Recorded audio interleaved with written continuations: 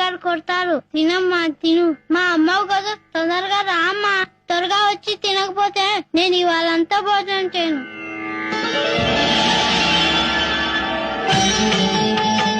తినమ్మా, చల్లారకుండా తిను.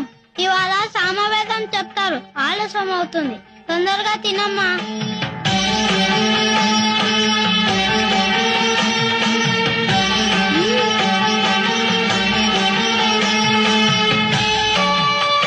బాగుందా?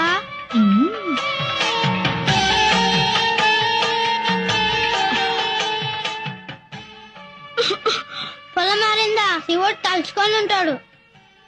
నేను దిష్టి తీస్తాను.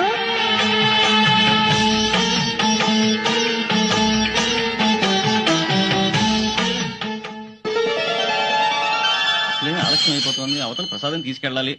ప్రసాదం ఎదురా దుర్గమ్మ తినేసింది.